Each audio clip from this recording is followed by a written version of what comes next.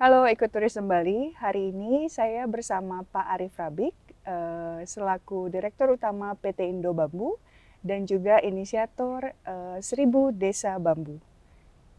Halo Selamat Pak Arif, pagi. selamat pagi. Gimana Halo, kabarnya Bu Ami? baik. Ya. Apa kabar Pak? Baik, baik. Baik-baik ya. Terima Hari ini kasih. kita ada di apa nih, showcase-nya Indo Bambu atau? Betul, Ya. ini kantornya Yayasan Bambu untuk Oke. lebih dari 5 tahun. Oke. Dan ya salah satu model pertama, contoh sistem pembangunan yang mengikuti Asta Kosala Kosalinya Bali, sistem vernacular design Indonesia, dan juga memakai 100% bambu pengganti kayu yang benar-benar lestari dan berkelanjutan. Okay. Nah, itu Pak, berkelanjutan, lestari, dan juga sebagai pengganti kayu. Betul. Itu adalah kata kuncinya kayaknya untuk produknya dari Indo Bambu ya. Okay. Dan juga banyak sekali juga inisiasi-inisiasi yang Bapak telah lakukan untuk komunitas di Bali dan juga di luar Bali. Mungkin sebelum masuk ke sana kita cerita dulu gimana awalnya bisa terpikir tentang bambu atau laminasi bambu ini sebagai pengganti kayu. Bagaimana itu awalnya Pak ceritanya? Awalnya sebenarnya dari Ibu almarhum, Ibu Linda Garland, God bless you Bu.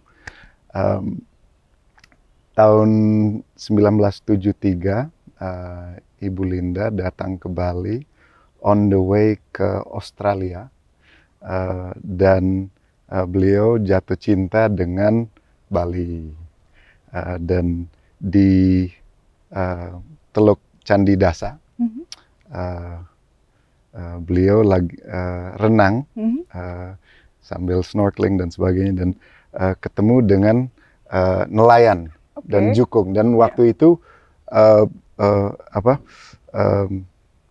apa namanya, sampingnya jukung, ya balance-nya itu kan pakai bambu raksasa, bambu petung.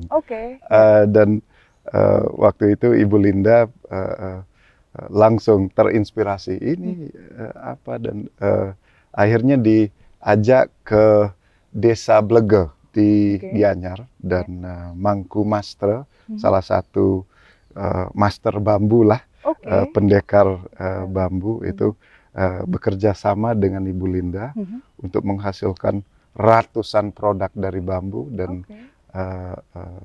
dari tahun 73 sampai ke 93 itu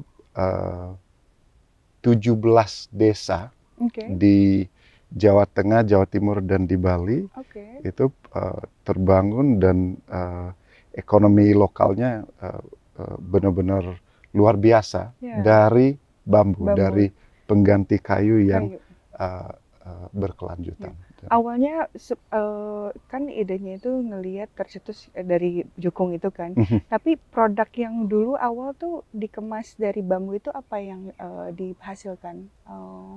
Awalnya kan sebenarnya masalah dengan bambu kan tidak awet, gampang diserang bubuk, rayap, jamur, dan sebagainya.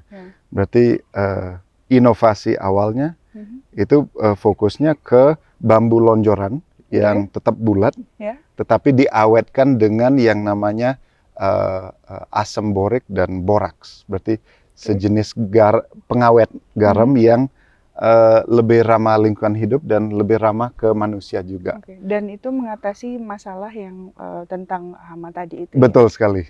Dan dari sistem pengawetan tersebut, Ibu Linda dan beberapa mitra di Hamburg University di Jerman, di China, di Chinese Academy of Forestry, mengembangkan beberapa pendekatan untuk kerjasama dengan masyarakat di bawah payung social forestry atau perhutanan sosial, dan untuk membangun sistem atau rantai nilai yang benar-benar adil dan berkelanjutan, membantu mencegah erosi, membantu daerah aliran sungai supaya airnya tidak hilang dari lanskap kita yang lagi mengering dengan perubahan iklim.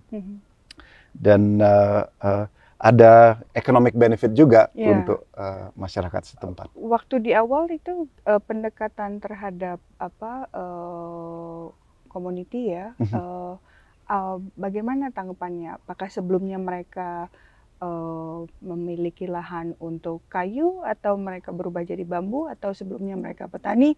Bagaimana pendekatannya untuk mereka menjadi petani bambu? Ya ada beberapa konteks. Biasanya kan masyarakat ada tanah milik sendiri, dan itu kan nggak sampai puluhan hektar kan, itu biasanya sehektar atau berapalah. Lalu ada tanah adat atau tanah desa yang bisa dibilang sampai puluhan hektar, dan ada juga tanah kawasan hutan, tanah negara yang ya sebenarnya sampai kalau nggak salah 75%-nya Indonesia itu tanah negara ya. Berarti tanah negara yang kondisinya terdegradasi, itu sebenarnya jadi kesempatan yang luar biasa untuk bekerja sama dengan masyarakat setempat sebagai mitra untuk restorasi atau reboisasi tanah tersebut, sekaligus membangun satu sistem ekonomi lokal yang menghasilkan cukup banyak benefits untuk masyarakat setempat. So sistem ini yang mulai di tahun 93 dengan pendiri-pendiri Yayasan Bambu, Profesor Emil Salim, Pak Nono Makarim, tentu Ibu Linda Garland, Profesor Elizabeth Wijaya, yang mulai mendesain sistem kerjasamanya. Dan kalau kami generasi mudanya, generasi selanjutnya itu benar-benar berusaha untuk ngelink di antara kemauan pasar internasional yang mungkin lihatnya lebih ke produk yang modern ya. Kalau bambu bulat kan dianggap sedikit tradisional ya. Masih terlihat seperti bahan baku mungkin. Betul, betul sekali. Dan iya, kita berusaha untuk bisa dapat win-win solution di antara masyarakat, permintaan private sector dan pasar, dan juga goal-goalnya pemerintahnya. Jadi 3 multi ini ya, sektor ya. Betul sekali. Government, terus juga komunitas, masyarakat ya kan, dan juga private-nya ya. Betul. Kita sebut people public private partnership. People public private partnership. Dan itu yang ngejahit semuanya ya. Betul. Ya. Dan people ini yang sering terlupakan dari karena mereka lah yang akan memberikan supply kan untuk demand-nya ada, karena saya yakin juga permintaan pasar akan terus ada ya, apalagi untuk sebagai alternatif pengganti kayu ya kan. Dari bambu sendiri gimana bisa dibilang ini pengganti sustainable yang lebih berkelanjutan? Kenapa sih bambu bisa disebut lebih berkelanjutan dibandingkan kayu? Iya, ceritanya cukup aneh. Bambu sebenarnya itu bukan jenis pohon ya, tapi bambu itu akar apa? Jenis rumput sebenarnya, tapi rumput raksasa. So rimpangnya rumput atau bambu itu sama dengan batang utamanya. Berarti kalau pohon kan batang utamanya ke atas. Kalau bambu itu batang utamanya ke samping di bawah tanah. Berarti yang muncul di atas tanah itu sebenarnya cabang kalau di bambu. Dan cabangnya itu perlu plus minus 7 tahun, 7 sampai 10 tahun untuk jadi ya untuk menghasilkan anakannya yang cukup besar sesuai dengan permintaan pasar. Dan jika kita sudah dapat diameter atau besarnya yang tepat, itu setiap tahun kita bisa panen atau mungut, ya, karena sistemnya bukan pemanenan tapi pemungutan. Buyutnya, berarti anaknya nggak boleh dipanen, ibunya nggak boleh dipanen, neneknya nggak boleh dipanen, tapi buyutnya boleh. Dan buyutnya memiliki kualitas yang sesuai dan bisa dibilang mechanical properties-nya hampir setara dengan jati. Ya, berarti kualitinya luar biasa. Dan karena 7 tahun terus setiap tahun udah bisa dipungut, itu yang dimaksud dengan berkelanjutan, karena tidak ada pemotongan, tidak ada lahan yang jadi kosong, ya kan? Betul sekali. Berarti dengan sistem pemungutan itu batang utamanya tetap ada. Dan sistem pengakarannya itu berkembang terus. Berarti gitu. Dalam ya let's say 10 sampai 20 tahun, lahan yang dulunya benar-benar terdegradasi dan kering, itu tanah suburnya bisa sampai 5-10 cm. Dasnya, daerah aliran sungainya itu benar-benar terrehabilitasi kembali, dan bukan hanya bambunya yang menerima benefit tersebut, itu semua tanaman-tanaman di lokasi tersebut itu akan tumbuh dengan kita bilang biogeochemical cycles yang lebih. Artinya apa itu, Pak? Biogeochemical itu siklus biologis, siklus geologi, dan siklus kimia di lanskap yang lebih sehat. Dikarenakan oleh akar yang terus-menerus ada di dalam tanah itu. Dikarenakan dari 2 parameter, satu kuantitas air di lanskap tersebut yang available, yang bisa diakses dari masing-masing makhluk hidup di lanskap tersebut. Dan nomor 2, tanah yang subur, yang penuh dengan gizi, mineral, nutrisi sesuai dengan keperluan tanaman. Berarti kalau masyarakat Indonesia bisa jadi tuan rumahnya lanskap yang sehat, dan benar-benar mengerti kebutuhan siklus biologi, siklus geologi, siklus kimia, dan menjaga siklus-siklus tersebut, wah, masa depannya lanskap Indonesia akan luar biasa. Tetapi saat ini Indonesia memiliki lebih dari 88 juta hektar lahan kritis. Lahan kritis. Ya, yang jadi tantangan luar biasa, dan jadi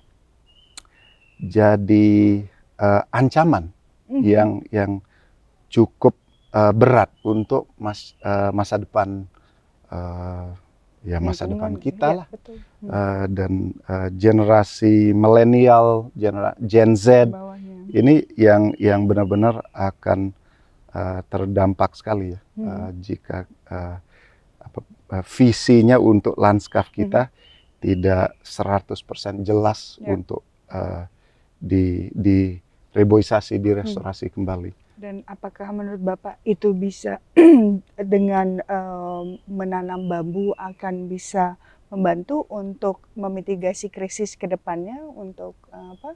Betul. Berarti bambu adalah alat ekologi yang luar biasa untuk menstabilkan tanah, untuk memanen air dan menyuplai tanah subur dan air ke teman-temannya, ke sahabatnya.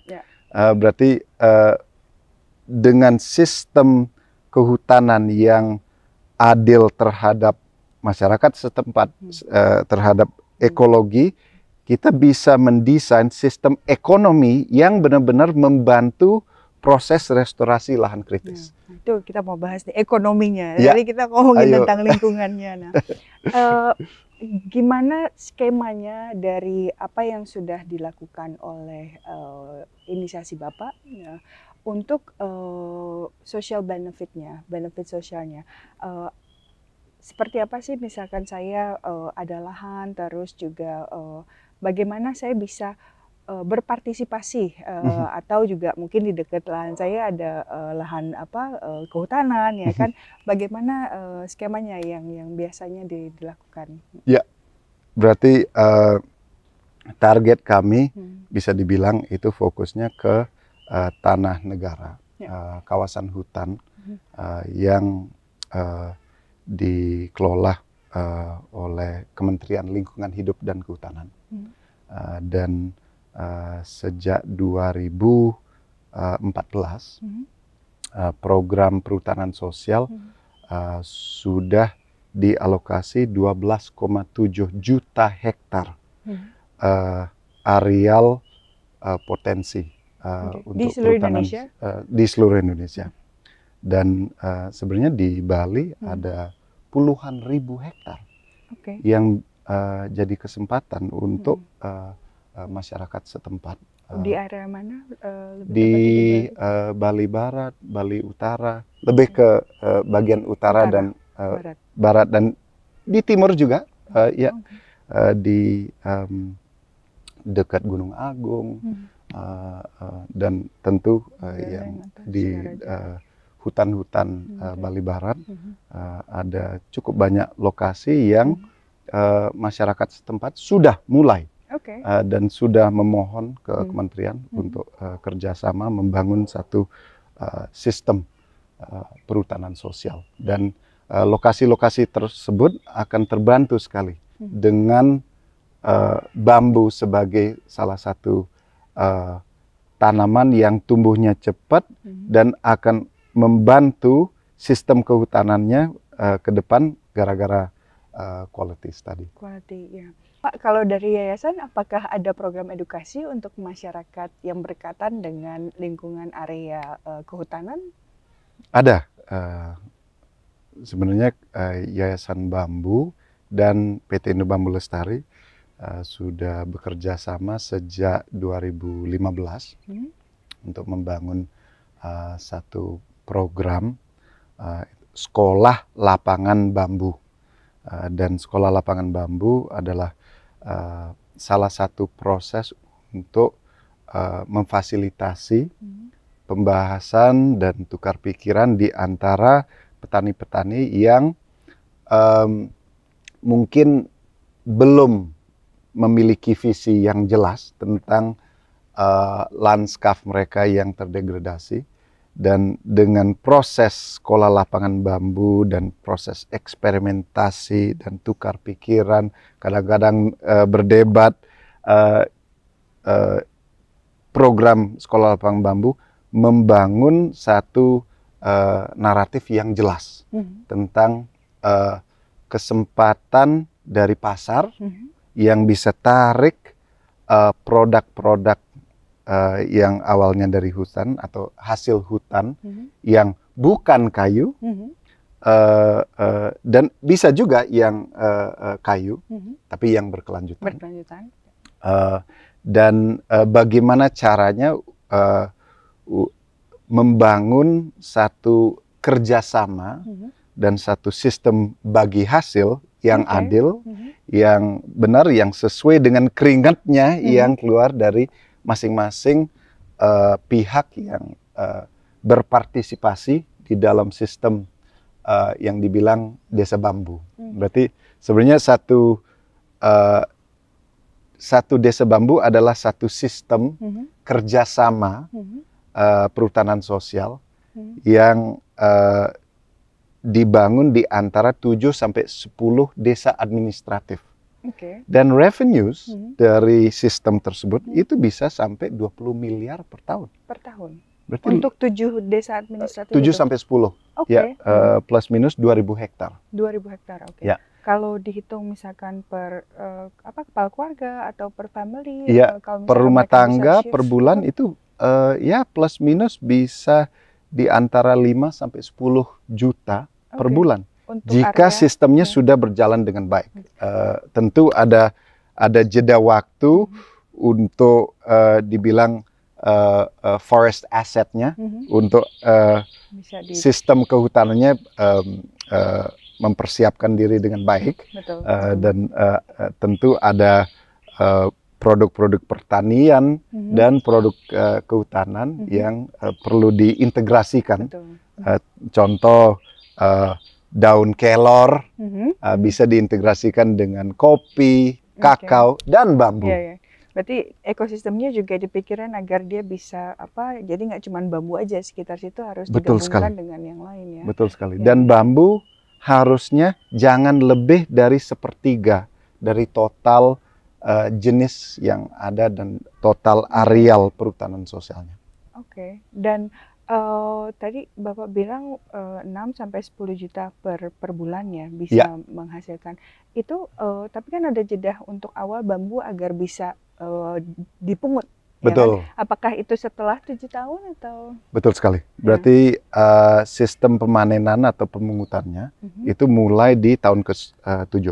Oke. Tapi tahun ke-8 dapat 9, 10 dan seterusnya. Dan ada sistem hutan adat di NTT, khususnya di Ngada, di Kabupaten Ngada, di Desa Vogo, ada rumpun bambu yang umurnya lebih dari 500 tahun. Oh. Yang belum mati, belum dibabat habis, dan itu benar-benar menghasilkan bambu setiap tahun. Berarti kearifan lokal di Indonesia terhadap bambu itu sebenarnya luar biasa. Udah luar biasa di seluruh Indonesia ya. Dan sorry Pak, balik ke yang 7 tahun. Tadi kan bilang bahwa kalau misalkan itu maksimum 1/3 aja bambu, sedangkan di luar itu bisa kopi, kelor, itu kan udah bisa juga dipanen sebelum 7 tahun, misalkan.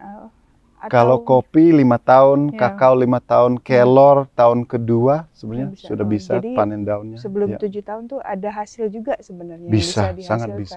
Ya. Karena 2/3-nya itu bisa di luar dari bambu itu kan. Betul sekali. Dan kalau dari ekologinya, kita berusaha untuk menanam akar pendek, 1/3-nya akar pendek, 1/3-nya akar menengah, dan 1/3-nya akar tunggal. Untuk benar-benar anyam hidrologi dan tanahnya dalam satu agro-ekosistem yang benar-benar produktif. Nah, bambu itu kan banyak macam ya Pak ya. Apakah ada spesifikasi tersendiri untuk Bali gitu? Ada. Kalau pasar bambu laminasi itu lihatnya ke diameter bambu yang besar, yang dagingnya lebih tebal. Berarti biasanya itu ke yang namanya bambu petung atau bambu beto. Kalau kita lihat ke industri anyaman, itu bambu yang tipis. Berarti ada bambu tali, bambu semat, dan sebagainya. Dan sebenarnya keanekaragaman hayatinya bambu di Bali itu luar biasa. Ada puluhan jenis yang aktif dalam budaya dan aweg-aweg di Bali. Nah, tadi Bapak ngasih unjuk ini. Nah, dari para petani ini yang sudah bertani, bertani bambu, pastinya kan itu menjadi satu supply ya kan, dan Indo Bambu lah yang manufacturing yang untuk menghasilkan produk akhirnya ya kan. Apa aja sih produk akhirnya dari bambu Pak yang diproduksi oleh? Berarti kalau Indo Bambu konsepnya cukup gampang. Dari bambu bulat kita berusaha menghasilkan papan kayu yang dari bambunya. Yang dulunya bulat jadi papan. Yang lebih standar lah. Jadi seperti maaf. Ini laminasi ya Pak? Dilaminasi. Betul sekali. Berarti strip bambu bulat dibelah jadi bilah, bilahnya dikupas kulit luar, kulit dalam, diawetkan, dikeringkan, lalu diserut sampai stripnya benar-benar siku, dilaminasi jadi kayu, kayu bambu. Kekokohannya apakah sama dengan? Kekokohannya hampir setara dengan jati. Berarti mechanical properties-nya luar biasa sebenarnya. Hanya ya untuk sementara produknya masih untuk indoor. Tapi ya ada cukup banyak kesempatan untuk menggantikan baja, plastik, beton, kayu dengan produk yang benar-benar lestari dan berkelanjutan dan membantu masyarakat di lanskap lahan kritis Indonesia dan membantu merestorasikan alam alam juga. Kita benar-benar lagi perlu diobati, perlu dibantu sekali, betul sekali biar lebih sustain ya. Apalagi kalau kita ngomong pengendalian perubahan iklim. Bambu sebenarnya bambu dan petani yang benar-benar mengerti sistem kehutanannya bambu itu akan jadi pahlawannya pengendalian perubahan iklim di Indonesia, karena salah satu kerugian Indonesia itu di lanskap, di hutan dan lahan Indonesia yang tanah suburnya terkuras habis setiap tahun, dan kalau kita mengerti bagaimana caranya untuk adaptasi ke sistem El Nino, La Nina yang lebih parah dan sebagainya, dengan sistem kehutanan yang lebih kebal, yang lebih kuat untuk menghadapi badai besar atau musim kemarau yang panjang, Indonesia akan lebih resilient lah. Betul. Dan kita punya areanya, ada lahannya ya kan untuk Indonesia, dan juga Bali sendiri ya kan. Bali sendiri kalau nggak salah memiliki lebih dari 100.000 hektar yang dibilang terdegradasi, tapi jadi kesempatan juga untuk kita restorasi dan membangun sistem ekologi yang produktif. Untuk masyarakat setempat. Kalau bambu itu dia bisa juga sebagai memiliki peran untuk menyerap karbon emisi nggak Pak? Luar biasa penyerapan karbonnya dari bambu. Per hektar per tahun penyerapan ekuivalen CO2 itu 50 ton. Per hektar per tahun dari bambu. Betul. Dan sistem wanatani bambu yang sepertiganya bambu, sepertiganya akar menengah, contoh kopi, kakao, lalu sepertiganya itu tanaman akar tunggal seperti jati, sengon. Kalau di Bali ada belalu, ada banyak jenis ficus, beringin yang luar biasa.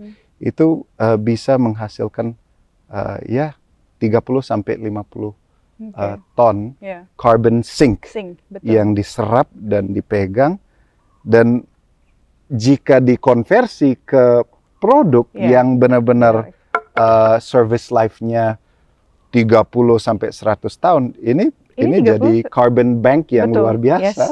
Tanpa harus untuk memotong ya. Karena biasanya kan Kak Bosy, kita forestasi untuk pohon di luar dari bambu yang saya tahu. Jadi itu memungkinkan kan, misalkan orang untuk mau redeem dari carbon emission ya kan, untuk sangat bisa. Untuk bisa mulai menanam untuk bambu seperti itu. Betul. Dan dengan bambu ada dua jenis karbon. Penyerapan karbon ke sistem ekologinya. Dan ada yang dibilang durable product pool. Berarti dari produk kita bisa ada satu carbon sink, carbon bank. Dan jika let's say industri pariwisata Bali itu benar-benar mengerti kesempatan ke depan untuk ekosistem carbon dari perhutanan sosial dan bambu, dan durable product pool, ini sebenarnya ada economic opportunity yang luar biasa. Betul. Dengan carbon trading, dibilang sekarang dulunya CDM, Clean Development Mechanism, sekarang Sustainable Development Mechanism, di voluntary carbon markets. Betul. Ya. Produk bambu ini adalah pengganti kayu yang berkelanjutan. Kira-kira visi Bapak ke depan nih, bambu ini bisa seperti apa untuk kedepannya, untuk masa depannya terhadap Indonesia atau juga terhadap masyarakat? Ya, bambu punya potensi untuk jadi, kalau bahasa Inggrisnya, the sustainable timber of the future, ya. The sustainable timber of the future, masa depan kayu yang berkelanjutan, benar nggak Pak? Betul sekali, ya. Atau kayunya masa depan Indonesia, atau kayunya masa depan, ya, yang benar-benar berkelanjutan, yang lestari, benar. Yang pro petani, yang pro rakyat, yang benar-benar kasih kesempatan yang adil ke masyarakat di pedesaan yang terpencil, yang sering terlewati oleh program-program kita, entah itu di pemerintah atau di dan membangun kekebalan ekonomi lokal mereka melalui satu sistem kehutanan yang benar-benar disupport untuk nilai tambahnya di tingkat desa.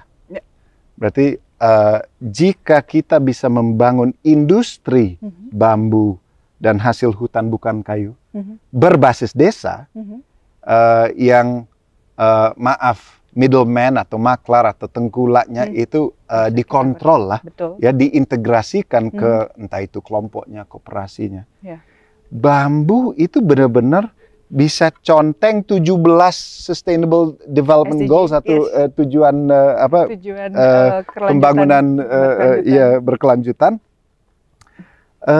karena papan ini bisa jadi pengganti beton, pengganti baja, pengganti plastik, dan benar-benar bisa mengangkat warisan Indonesia yang, ya, kalau bahasa Inggrisnya, maaf saya agak kurang tahu, ya, translate saja, ya, untuk reinventing traditional technologies-nya Indonesia. Berarti Indonesia sudah memiliki teknologi. Lahannya ada, orang-orangnya ada, skillnya bisa ilmunya sudah ada. Untuk kayu, tinggal di-supply kayu yang lestari, yang berkelanjutan. Bambu ini, ya. Ya, dan PT Indo Bambu Lestari benar-benar mau jadi salah satu pionir yang memfasilitasi proses tersebut. Betul. Dan PT Bambu, manufacturing-nya sekarang untuk ke mana Pak? Apakah ke luar negeri kah atau ke lokal kah? Di mana kebanyakan untuk akses pasarnya? Ya, di mana ada pasar yang berminat, kami siap membantu dan melayani. Teman-teman juga bisa untuk retail, ya kan, untuk ke Indo Bambu, ya kan, nggak hanya ekspor keluar, ya Pak, ya. Betul sekali. Jadi mereka yang mau buat restoran, hotel, atau juga yang mau mengganti alternatif furniture atau konstruksi bisa ke Indo Bambu pastinya. Nah, movement ini kan grassroots, kira-kira apa dari top down ini yang sudah berjalan atau yang masih direncanakan atau yang belum terrealisasikan? Kira-kira saya rasa dari pemerintah itu sudah merencanakan dari dulu, dan saya rasa pemerintah pusat, lebih khususnya lagi kementerian seperti KOP UKM, Lingkungan Hidup dan Kehutanan, Kementerian Desa, itu sudah punya program yang sudah siap menerima bambu dan partisipasi masyarakat pedesaan yang penyanding kawasan hutan dan sebagainya. Berarti kalau dari private sector bisa bantu grassroots yang bertumbuh, and then dari pusat, dari policy making, kita bisa ketemu di tengah untuk benar-benar support kemitraan di antara masyarakat, pemerintah dan swasta. Itu kemitraan yang luar biasa. Dan itu SDG juga tuh, Partnership for the betul sekali. SDGs ke-17 kalau nggak salah. Ya, betul. Semuanya Bapak udah tik kayaknya, semua SDG. Ya bukan saya ya. Program holistik ini dari yayasan dan juga PT Indo. Betul sekali. Ya, kalau kita biasa di forum internasional sebut we stand on the shoulders of giants. Kita udah berdiri di bahunya pionir-pionir seperti Ibu Linda Garland, Profesor Walter Lise, Profesor Fu Maui dari Chinese Academy of Forestry. Ini pionir-pionir yang mulai kerja ya setelah Perang Dunia Kedua. Dan ya syukurlah sampai sekarang gerakan ini maju terus dan mari kita kerjasama bareng-bareng ya kan, untuk roll the ball ya kan, terus untuk dan gotong royongnya penting sekali. Seperti disebut Pak Presiden, Pak Jokowi, bersama kita bisa kan. Masyarakat sejahtera, hutan lestari. Betul. Setuju sekali. Nah, tadi kan kita ngobrolin banyak tentang possibilities juga opportunities-nya. Challenge-nya selama ini apa sih Pak yang ada mungkin dari grassroots up atau ada nggak challenge atau mungkin dari market sendiri atau? Saya rasa di awal ya kemitraan apapun itu pasti mengalami jatuh bangunnya untuk membangun satu sistem yang benar-benar solid, yang adil, yang transparan terhadap contoh bagi hasilnya. Dan saya rasa Kementerian Desa,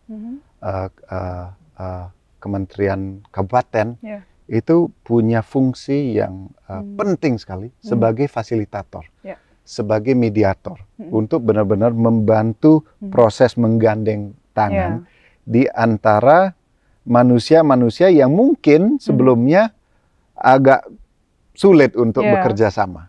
Agar tercipta mutual understanding kali ya, betul untuk sekali.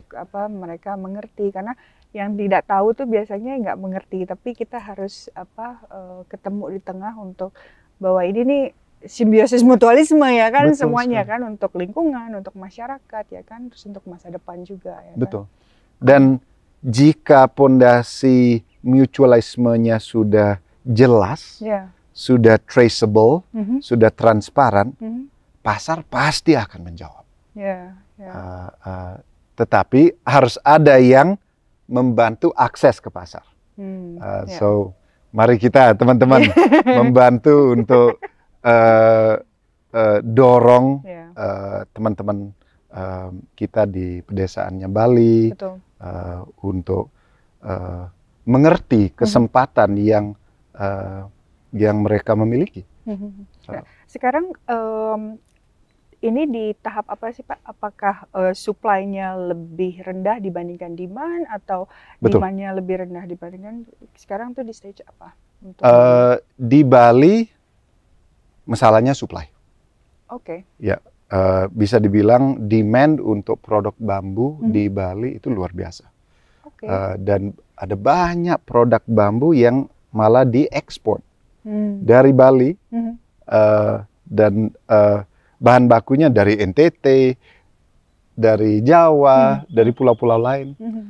Berarti harusnya itu di Bali supply dan demand itu bisa setara. Kayaknya mau menggerakkan, Bapak ada gerakan 1000 desa bambu. Betul. Itu adalah salah satunya ya, mungkin karena ada challenge seperti itu ya, supply-nya belum memenuhi demand-nya. Betul, betul. Di Bali ada lebih dari 100.000 hektar yang bisa didorong sebagai sistem perhutanan sosial yang mampu menghasilkan di atas 20 miliar revenues per tahun. Jika kemitraan di antara masyarakat, pemerintah dan swasta itu terbangun dengan baik. Dan tentu proses kemitraan tersebut butuh waktu, bisa sampai 10 tahun. Tetapi mari kita gotong royong kerjasama untuk membangun pondasi tersebut. Karena sistem yang lestari, yang berkelanjutan, itu biasanya butuh waktu. Betul, betul. Kayak pacaran atau jodoh gitu Pak, kan mitra ya kan, kita mesti ngeliat ya kan, percaya. Terus kalau langgeng udah lewat 5 tahun, 10 tahun ya langgeng lama. Tapi untuk awal-awal masih lihat-lihat ya kan, benar atau enggak, faktual atau enggak, hal seperti itu. Berarti mohon kesabaran teman-teman untuk ya. Tapi kan jadi mitra yang baik. Benar, jadi mitra yang benar-benar harus sabar dalam relationship. Nah, kalau di Bali sendiri demand-nya tuh paling banyak apa Pak? Kalau misalkan ada beberapa produk bambu, apa yang paling tinggi yang diminati pasar ya kan? Tinggal pilih sektornya. Mau ke konstruksi, kesempatannya luar biasa.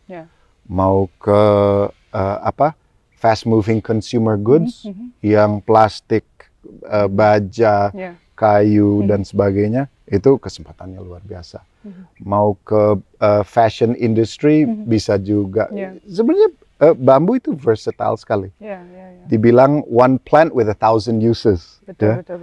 Kayaknya ada buku dari Jawa malah ngomong sejuta. Oke.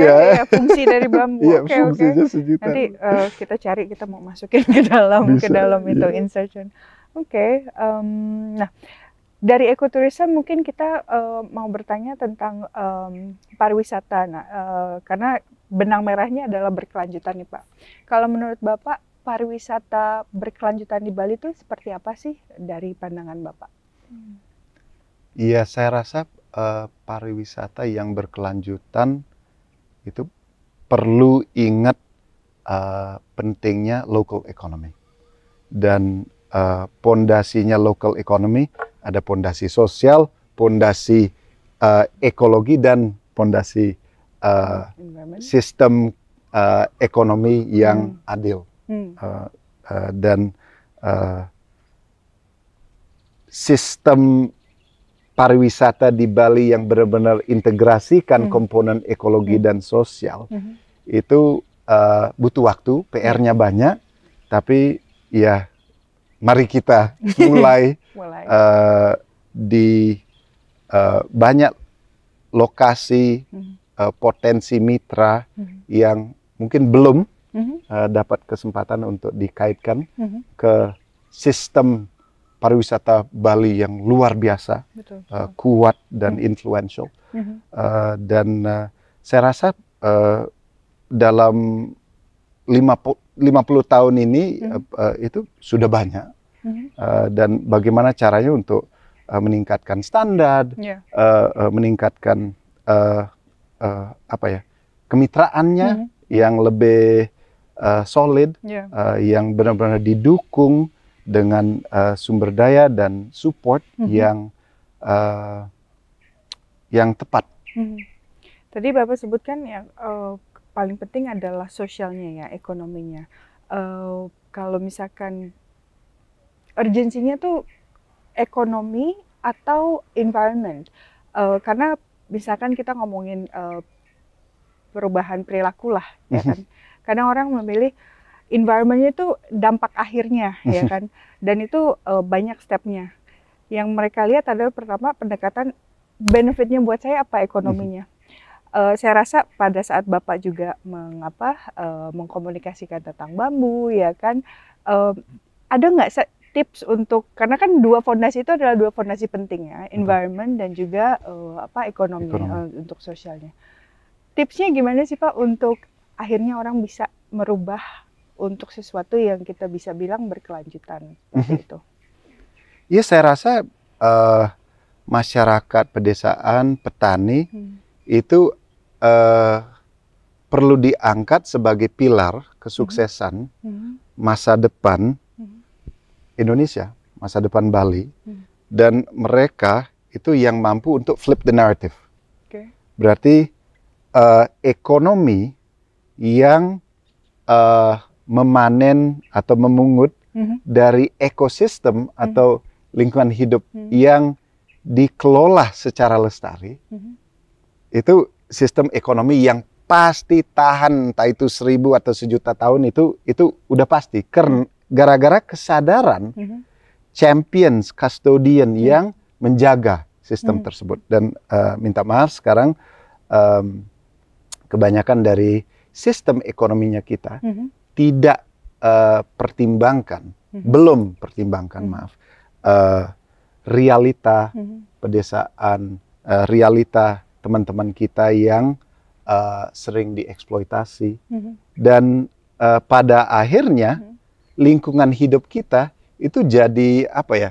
Jadi tabungan untuk mengatasi kendala-kendala kemiskinan untuk masyarakat pedesaan yang mungkin babat hutan untuk menghasilkan ekonomi, gara-gara sistem yang agak fragmented dan belum adil. Ya.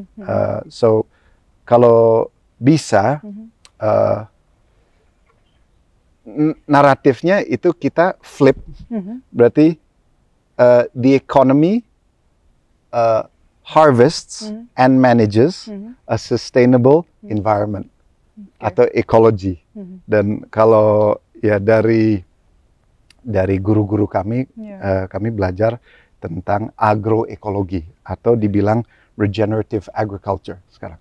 Berarti itu sistem pertanian kehutanan yang benar-benar regeneratif dan bisa jadi pondasi ekonomi masa depan Bali, Indonesia, dan dunia.